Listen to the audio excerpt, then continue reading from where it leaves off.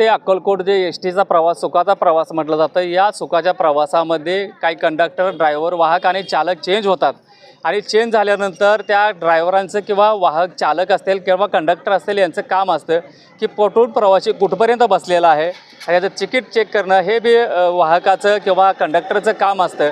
परंतु या प्रवासादरम्यान तिकीट त्यांच्याकडून ज्यांनी तिकीट काढलं होतं त्यांच्याकडून तिकीट घाळ झालेलं आहे.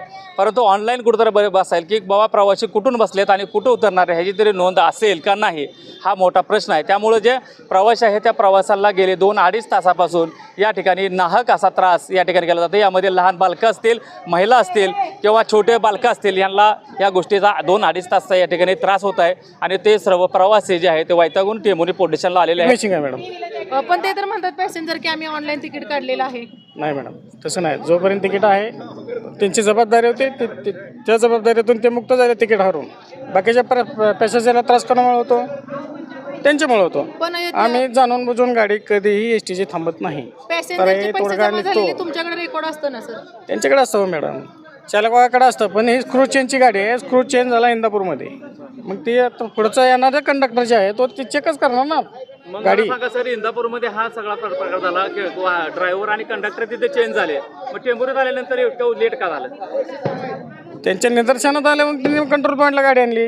मी त्यांना सांगितलं बा काय होतं, तुमचं मार्ग निघतो का तोडगा निघतो का बघा, नाहीतर आपल्या नियमानुसार काय एस टीचा काय जो नियम आहे त्या नियमाला धरून गाडी पोलीस स्टेशनला घ्या. त्यांचं काय म्हणणं असेल तर ऐकून घ्या. आणि त्याच्यानंतर मी वरिष्ठांना सुद्धा फोन लावले की साहेबांना असा प्रकार घडलेला आहे.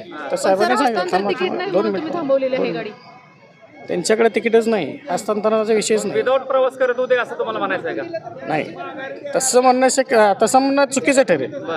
ऑनलाईन त्यांचं ते रिपोर्टमध्ये आहे, पण त्यांना आता प्रत्यक्षात दाखवायला काहीच नाही. जिथून प्रवासी बसतात आणि उतरतात ह्याचा तर कुठेतरी ताळमेळ असेल का नाही? त्यांच्या नावाचं पैसे जे असतील ते जमा असतील ना आपल्याकडे? त्यांच्याकडे असेल ते स्क्रू कोण आता ते स्क्रूला तेवढा फोन लावा तुमच्या.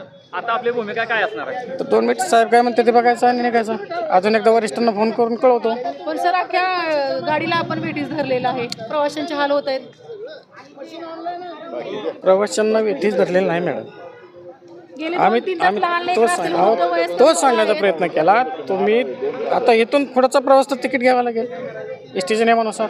म्हणजे तुमचं म्हणणं आहे की त्यांनी डबल तिकीट काढलं पाहिजे? डबल तिकीट नाही, जोपर्यंत त्यांच्यापाशी तिकीट नाही तोपर्यंत आमचा चालक वाहक सुरक्षित नाही.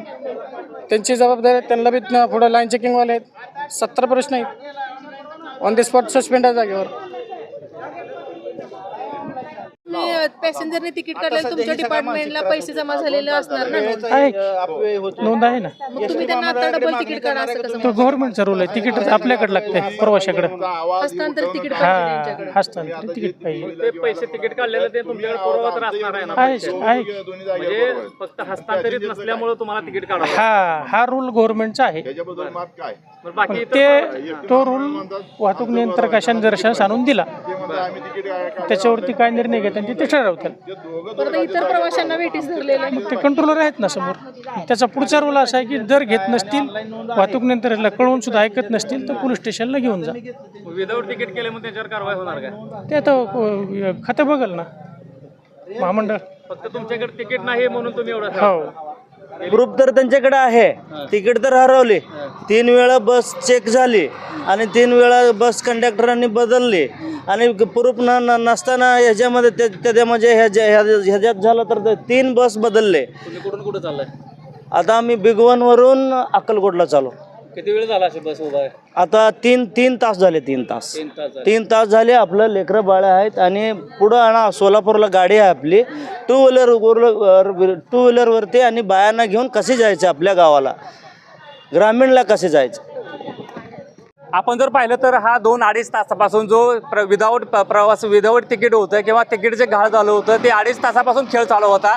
अखेर ज्याचं तिकीट हरवलं होतं त्यानं असा निर्णय घेतला की मी तिकीट काढतो आणि त्याच बसनं पुढं मार्गस्थ होतं. अशा पद्धतीनं नाहक या ठिकाणी बाकीच्या प्रवाशांना त्रास झालेला आहे आणि ज्याचं तिकीट घाळ झालं होतं त्यांनी परत डबल तिकीट काढून त्याची चूक त्याच्या लक्षामध्ये आलेलं आहे आणि परत एकदा तो तिकीट काढून पुढील मार्गस्थ या ठिकाणी होते. अशा पद्धतीने लाल परी आहे ते पुन्हा एकदा आपल्या प्रवासाला पुढे चाललेले आहे.